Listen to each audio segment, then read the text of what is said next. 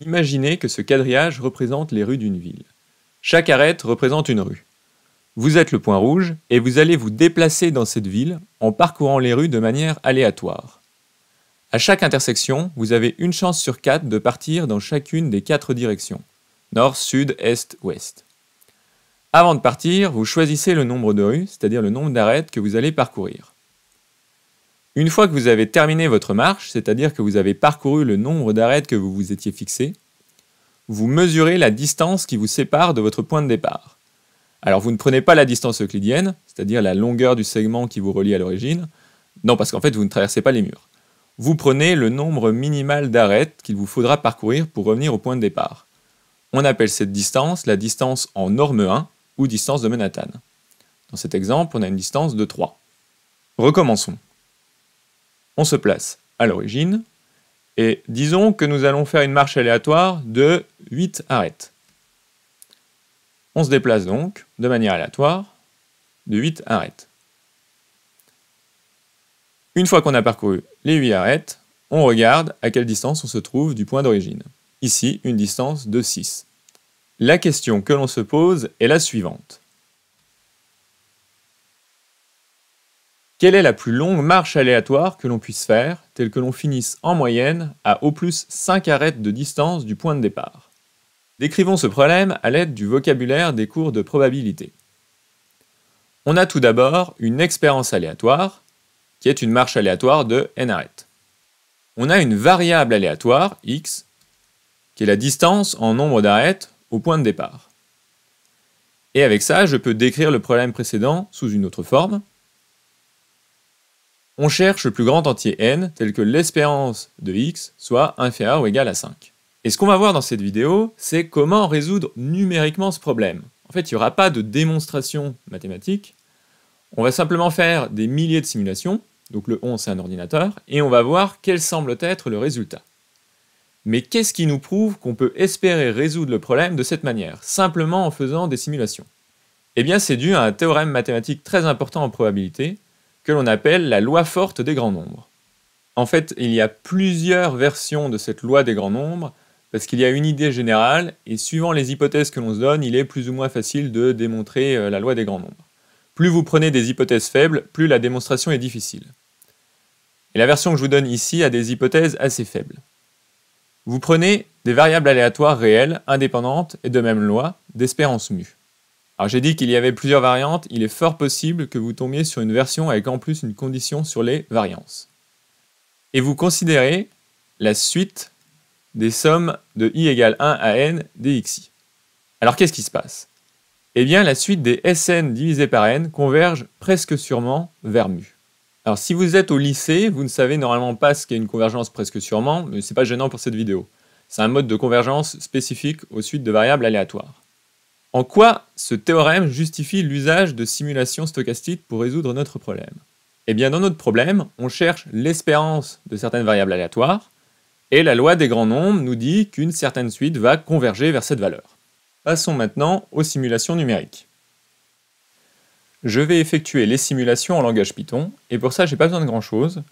Niveau module, j'ai besoin uniquement de random, et ensuite il me faut tout d'abord une fonction qui va me permettre de simuler une marche aléatoire. Donc ma marche aléatoire, elle débute de l'origine, coordonnées 0, 0. Je vais faire une marche aléatoire de n pas.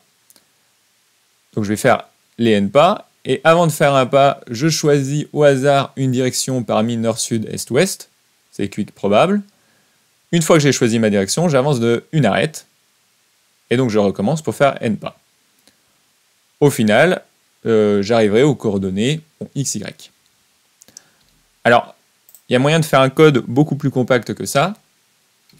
On peut faire quelque chose comme ça. C'est-à-dire, au lieu de choisir les directions et ensuite de faire des if et des elif, on peut directement choisir de combien est-ce qu'on va avancer en termes de coordonnées. Mais bon, moi je vais garder cette version-là de la fonction, comme ça c'est très visuel, enfin on comprend bien ce qui se passe. Et on teste notre fonction pour voir si elle marche bien. Donc à chaque fois que je la relance, oui, bon j'ai bien des valeurs un peu différentes, donc c'est bien quelque chose d'aléatoire. Alors, moi ce que je voulais voir, c'était la distance moyenne à l'origine en fin de marche. Cela, je vais définir une fonction qui va me permettre de faire mes simulations, et je vais la lancer directement. Donc en fait, qu'est-ce qui se passe? Eh bien, pour ma simulation, j'effectue 20 000 marches d'une distance de longueur 1. Donc du coup, là, la distance moyenne à la fin, c'est toujours 1. Puis 20 000 marches de longueur 2, et ainsi de suite, jusqu'à la longueur max, 40. Voilà. Donc à chaque fois, il y en a 20 000, et je regarde la distance moyenne à la fin, donc la moyenne sur les 20 000 marches effectuées. Plus la longueur des marches augmente, plus la distance moyenne augmente, c'est logique. Et donc nous, ce qui nous intéressait dans notre problème, c'était les plus longues marches qu'on puisse faire, telles qu'en moyenne, on est à une distance inférieure ou égale à 5. Donc là, si on regarde, jusqu'à la marche de longueur 19, on est en dessous de 5, et à partir d'une marche de longueur 20, on passe au-dessus de 5. Alors, on passe au-dessus de 5 pour cette simulation-là. Mais si on répète plusieurs fois la simulation, peut-être qu'en fait, on va se retrouver un petit peu en dessous de 5. Ça peut arriver. Donc, je vais relancer plusieurs fois. Là, on est à 5. Donc là, cette fois-ci, on est au-dessus de 5, mais c'est au millième. Donc, c'est possible qu'en répétant l'expérience plusieurs fois, on finisse, au bout d'un moment, par tomber en dessous de 5. Mais en fait, ce qu'on voit, voilà, c'est arrivé. On est un petit peu en dessous de 5. Bon, par contre, à partir de 21, on est bien au-dessus de 5. Et du coup, par rapport à mon problème, j'aurais envie de dire que la longueur maximale d'une marche, telle qu'en moyenne, on finit à une distance inférieure ou égale à 5, c'est 19 ou 20, mais bon, je sais pas trop, parce que suivant la simulation, des fois c'est 20, des fois 19. Alors, on peut relancer en augmentant le nombre de marches, je vais le doubler. Par contre, je vais diminuer la longueur maximale, vu que clairement, c'est pas 40, c'est 19 ou 20, donc je vais en faire que jusqu'à 25, mais cette fois-ci 40 000 à chaque fois. 4,99. Là, on est un petit peu en dessous de 5. On relance. Qu'est-ce qui se passe cette fois-ci? Un petit peu au-dessus de 5. Bon. Même avec un peu plus de marche, on passe parfois en dessous de 5. Mais on a quand même notre idée qui est 19 ou 20. Pour une même expérience aléatoire, donc ici la marche aléatoire, on peut simuler différentes choses. En fait, considérer finalement différentes variables aléatoires.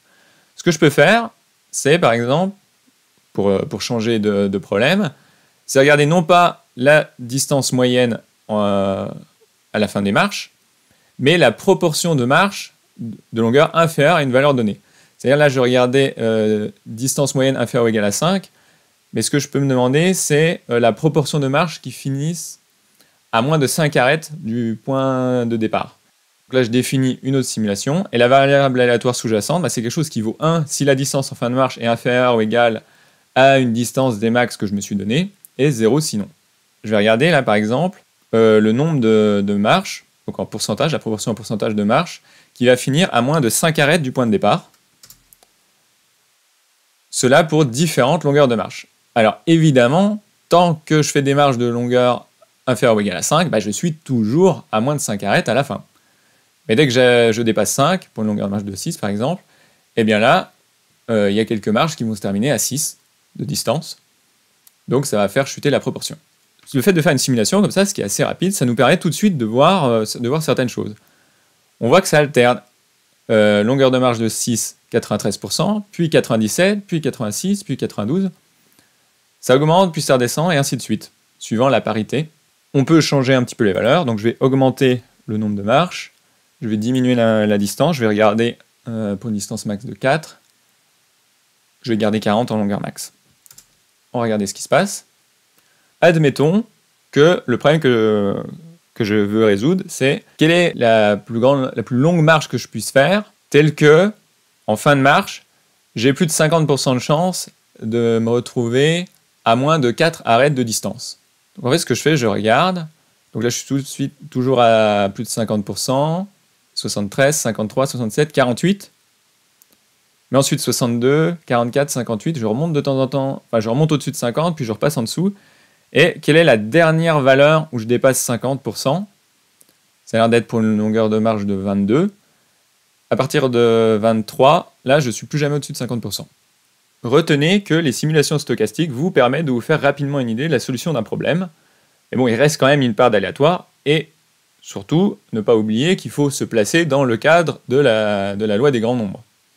Et je vais terminer par autre chose qui n'est pas liée à la loi des grands nombres, mais c'est quand même une question qu'on peut se poser, c'est la proportion des positions finales.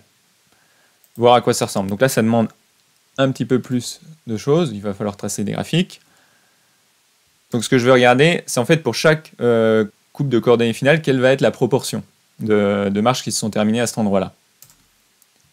Par exemple, là, je vais faire 10 000 marches de longueur 60, et je trace les points pour savoir où est-ce que ça se termine en termes de coordonnées. Du coup, c'est un truc en 3D. Sur le plan horizontal, on a la coordonnée à l'arrivée x et y, et en ordonnée, enfin en hauteur, la côte, ça va être l'effectif. Bon, c'est pas très visible, je trouve, avec les scatterplots, donc on peut faire quelque chose en barre, un peu plus facile à visualiser. Donc on remarque qu'il y a vraiment une concentration quand même des marches qui se terminent assez proches de l'origine. Et pour les coordonnées qui s'éloignent de l'origine, il y en a de moins en moins. Il semble même qu'on ait une forme de gaussienne. Mais bon, je ne vais pas m'étendre plus sur ce sujet.